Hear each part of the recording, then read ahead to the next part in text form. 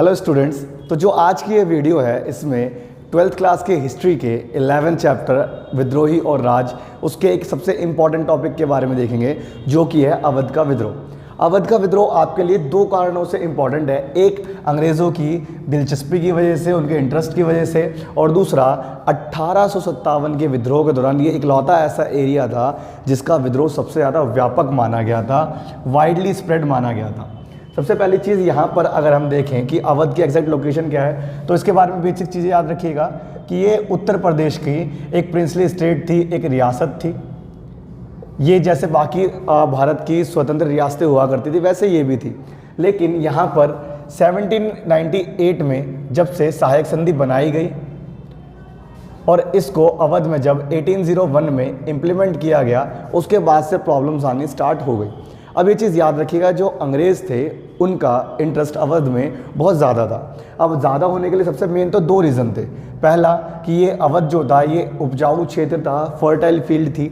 यहाँ पर मेनली दो क्रॉप्स जो होती थी, एक इंडिगो नील और दूसरी कपास कॉटन, ये दोनों क्या है भरपूर मात्रा में उगाई जा सकती थी और इन्हीं दोनों की नीड अंग्रेज़ों को सबसे ज़्यादा थी। क्योंकि जब हम इस टाइम पीरियड की बात करते हैं, अर्ली 19th सेंचुरी की बात करते हैं, तो इस समय ब्रिटेन जो था वो इंडस्ट्रियल रेवोल्यूशन को कंप्लीट करने की कगार पे था और इसीलिए इनको नील और कपास की, इंडिगो और कॉटन की बहुत ज़्यादा डिमांड थी, जिसकी ये लोग पूर्ति कहाँ से करते थे? भारत में भी कहाँ से? अवध से। तो इस वजह से अवध के ऊपर इनका इंटरेस्ट बना हुआ था। और दूसरी चीज़ रहती है बंगाल आर्मी की पौधशाला, कि बंगाल आर्मी उस समय की भारत की सबसे मजबूत आर्मी में से एक थी। और इसकी पौधशाला का मतलब क्या है कि बंगाल आर्मी में जितने भी सोल्जर्स हुआ करते थे उन सब की नर्सरी के रूप में, पौधशाला के रूप में कौन काम करता था? अवध। यानी कि अवध के ही लोग बंगाल आर्मी में काम किया करते थे, क्योंकि ये मजबूत कदकाठी के, लंबे चौड़े हट्टे कट्टे लोग हुआ करते थे। इसके अलावा इनकी एक स्टेटमेंट भी रहती है, डलहौजी के द्वारा एक स्टेटमेंट भी दी गई थी कि ये गिलास का फल एक दिन हमारे मुंह में आकर गिरेगा। यहाँ पर डलहौजी ने एक सिंपल सी बात अंडरलाइन करवाने की कोशिश करी है कि डलहौजी बहुत ज़्यादा इंटरेस्टेड था, लेकिन वो खुद भी कब्जा नहीं कर सकता, लेकिन वो कहता था एक ना एक दिन अवध हमारे पास ऑटोमेटिकली आ जाएगा। अब अगर हम यहाँ से बात करें तो यहाँ से इंटरेस्ट हमें समझ आ जाता है कि अवध के ऊपर इंटरेस्ट क्या है, अंग्रेज़ों का बहुत ज़्यादा बना हुआ था, क्योंकि ये क्या था? एक प्रॉफिटेबल लोकेशन थी। अब यहाँ पर क्या है, विद्रोह बहुत ज़्यादा व्यापक हुआ। अवध का विद्रोह वही 1857 की क्रांति के बीच में एक एरिया मान लीजिए, और लेकिन यहाँ पर जो विद्रोह है सबसे ज़्यादा व्यापक माना जा रहा था। मेन रीज़न में देखिए हमारे पास पहला आता है नवाब का निष्कासन, एक्सपल्शन ऑफ द नवाब। जब आप नवाब के निष्कासन की बात करते हो, एक्सपल्शन की बात करते हो, तो यहाँ पर आपको पहले नाम पता होना चाहिए, नवाब वाजिद अली शाह। जो ये नवाब वाजिद अली शाह था, ये बेसिकली अपने टाइम का पूरे अवध में सबसे लोकप्रिय नवाब था, सबसे लोकप्रिय शासक था। ठीक है, बहुत ज़्यादा फेमस था, लोग सपोर्ट भी करते थे।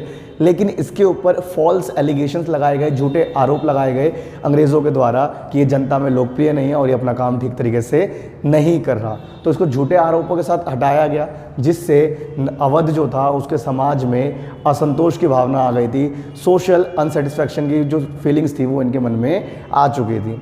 उसके अलावा अवध का अधिग्रहण, अवध का जो अधिग्रहण किया गया ये 1856 में कर लिया गया। इनके ऊपर पहले सहायक संधि 1801 में थोपी गई थी, लेकिन बाद में इनके ऊपर पूरी तरह से कंट्रोल किया गया कब? 1856 में, जिसकी वजह से वहाँ पे कहा जाता है कि फिरंगी राज का आना और एक दुनिया का खात्मा, कि अंग्रेज़ों ने जैसे ही अवध पे कब्जा करा है उसके बाद से जो अवध अपने आप में एक छोटी सी दुनिया हुआ करता था, मिनी वर्ल्ड हुआ करता था, वो सब क्या है ख़त्म हो गया। उसके अलावा तीसरी चीज़ रहती है ताल्लुकदारों की शक्तियों में कमी। जैसे बंगाल वगैरह में, महाराष्ट्र में ज़मींदार वर्ग जो था शक्तिशाली था, वैसे ही अवध में ताल्लुकदार कैटेगरी बहुत ज़्यादा शक्तिशाली थी। इनकी शक्तियों को जो छीना गया वो एकमुश्त बंदोबस्त के तहत छीना गया। ये चीज़ नाम याद रखिएगा, इसका नाम है एकमुश्त बंदोबस्त।